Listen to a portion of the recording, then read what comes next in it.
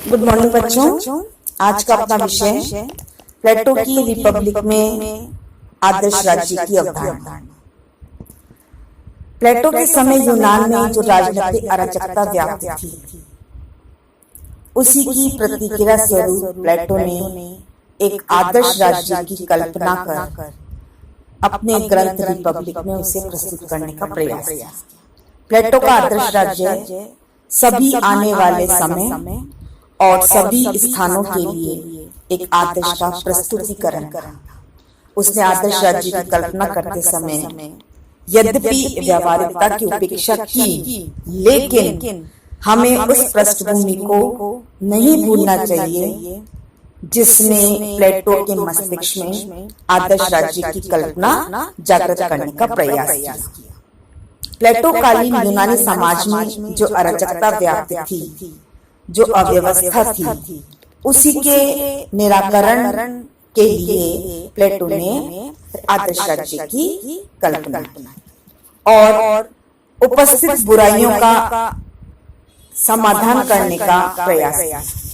अपने देश में व्याप्त तत्कालीन दोषों को देखकर ही उनको दूर करने के लिए प्लेटो ने आदर्श राज्य की एक लंबी चौड़ी रूपरेखा प्रस्तुत की और राजनीति से दर्शन की ओर उन्मुख हुआ।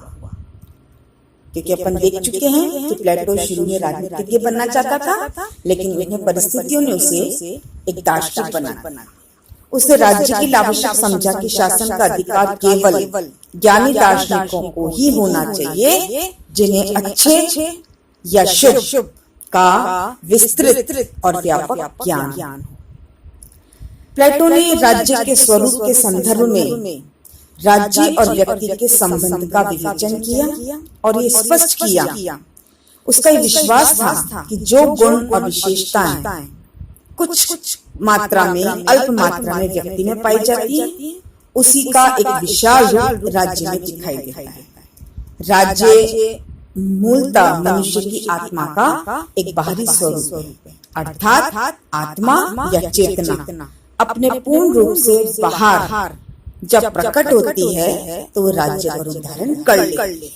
राज्य व्यक्ति की विशेषताओं का एक विराट रूप है। व्यक्तियों की चेतना और गुण ही राज्य की चेतना का निर्माण करते हैं।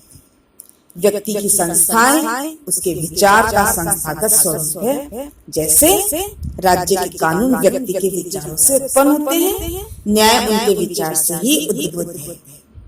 ये विचार ही विधि संहिताओं और न्यायालय के रूप में मूर्तिमान होते हैं।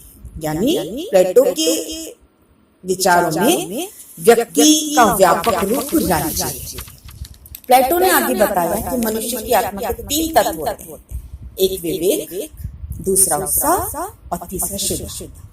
आत्मा में भूख, शुद्धा का जो अबौद्धिक तत्व होता है, उससे व्यक्ति में राग, द्वेष, प्रेम, वासना और अपने शरीर को सुखी और संतुष्ट करने वाली बहुत सारी इच्छाएं, आकांक्षाएं और अभिलाषाएं उत्पन्न होती हैं। दूसरा तत्व विवेक का है, बुद्धि का है।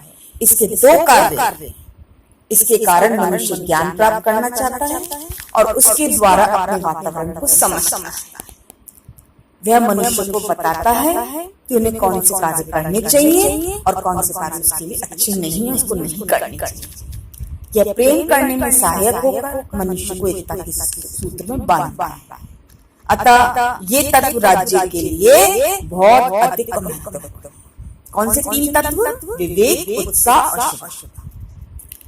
इन दोनों तत्वों के बीच में साहस अथवा उत्साह, स्पिरिट का गुण या तत्व है। दूसरे शब्दों में इसे शूरता या वीरता भी कह सकते हैं।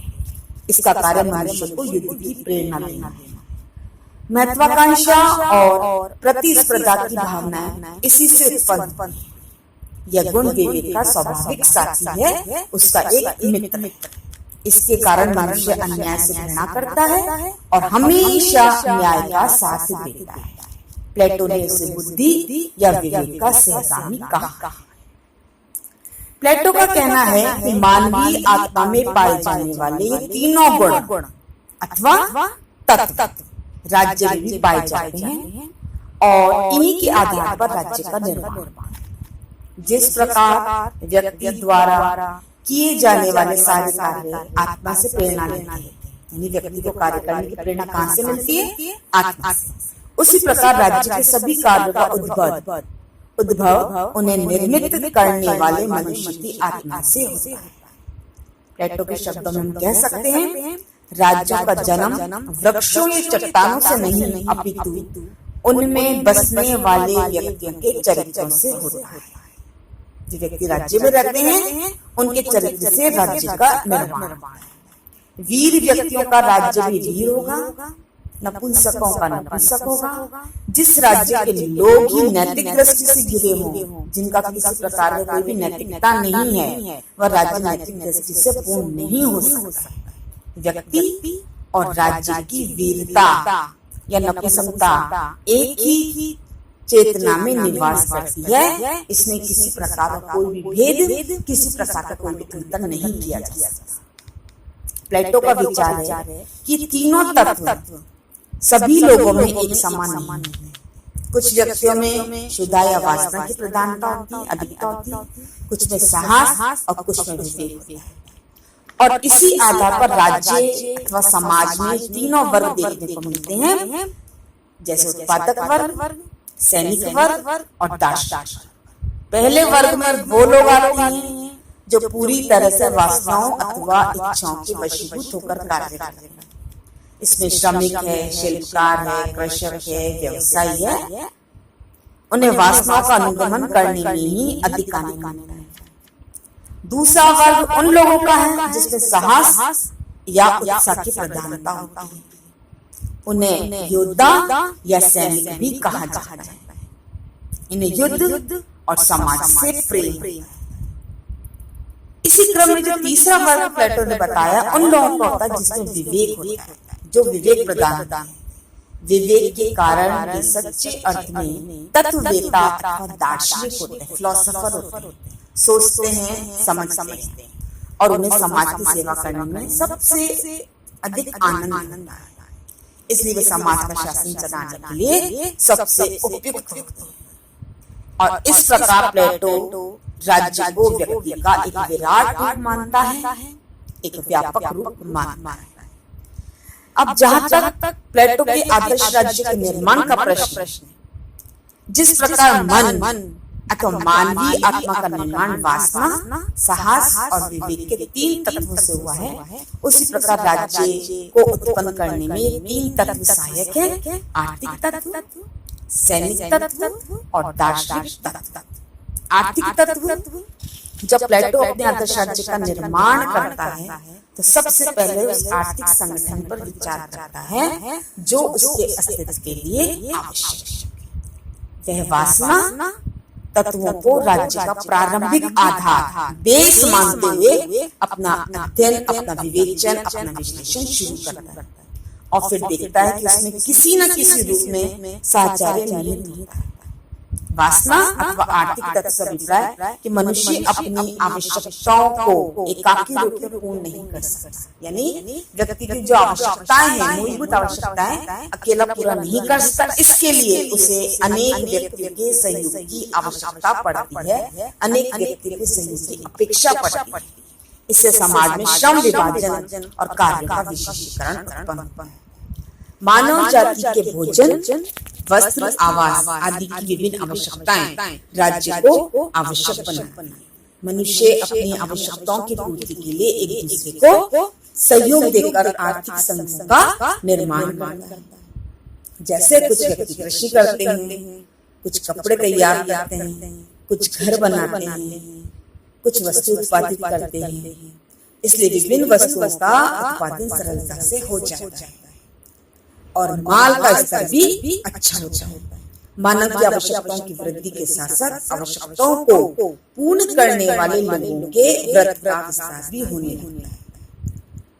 प्रारंभिक आश्रित और आदान प्रदान की यह आवश्यकता ही समाज का आधार है और इसी के ऊपर सारा सामाजिक जीवन टिका हुआ है।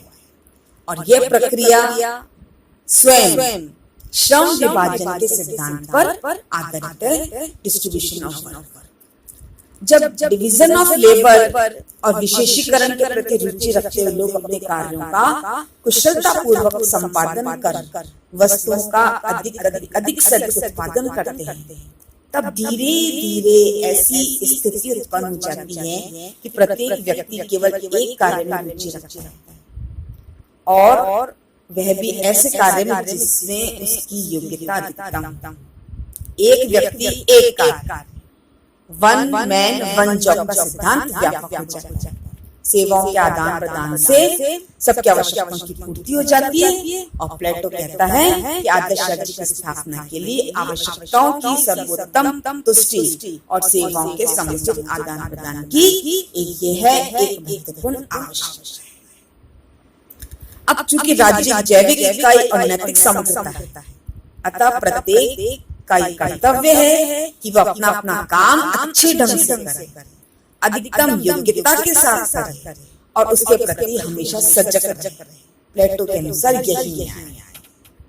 जस्टिस क्या है? प्रत्येक व्यक्ति अपनी योग्यता के अनुसार अपने कर्तव्य का पालन करे, यह न्याय है। प्लेटो के शब्दों में प्रत्येक व्यक्ति हमेशा अपनी प्रकृति के अनुकूल एक ही कार्य में लगाया जाए, प्रत्येक व्यक्ति एक ही व्यवसाय करे, अनेक कार्य ना करे, तभी सारा नगर राज्य एक। दूसरा तत्व सैनिक तत्व, राज्य निर्माण करने वाला दूसरा वर्ग सैनिक। आर्थिक तत्व राज्य के संगठन का सबल तत्व नहीं कहा जा सकता है, तो आवश्यक, लेकिन एक सबल तत्व नहीं कहा जा सकता। आवश्यकताओं में वृद्धि के साथ ही राज्य को अधिक भूभाग की आवश्यकता होती है। ऐसी स्थिति में वह अपने पड़ोसी राज्य के भूभाग की ओर देख लगता है, ताक लगता है, जिसका परिणाम होता है युद्ध। इस तरह लालसा युद्ध का मूल कारण और राज्य का एक प्रधान कार्य पर्याप्त भू क्षेत्र को प्राप्त करना और उसे अधिकार में बनाए। इस कार्य हेतु और युद्ध की संभावना और उससे रक्षण की आवश्यकता के फलस्वरूप राज्य में उत्साह, साहस, शूरवीरता का तत्व उदित होता है, उसका उदय होता है। इससे सैनिक वर्ग का प्रादुर्भाव होता है, जिसे युद्ध का सर्वाधिक आनंद आता है। इस वर्ग को समाज से भी प्रेम होता है, इसलिए उसकी रक्षा के लिए हमेशा तैयार रहता है। विशेषीकरण के सिद्धांत के अनुसार राज्य में संरक्षकों का सैनिक दल बनाया जाता है। इस दल के द्वारा राज्य एक ओर अपनी रक्षा करता है, दूसरी अपने प्रदेश का विस्तार चाहता है। और प्लेटो का मत है कि सैनिक वर्ग में केवल ऐसे ही लोगों को लिया जाना चाहिए जो उत्साही हों, जो युद्ध में रुचि रखते हों, जो राज्य की रक्षा करना चाहते हों, जो राज्य का विस्तार करना चाहते हैं। इनके प्रशिक्षण का भी विशेष प्रबंध किया जाना चाहिए। यहाँ प्लेटो का रिपब्लिक सुखी योद्धा की शिक्षा का ग्रंथ बन जाता है।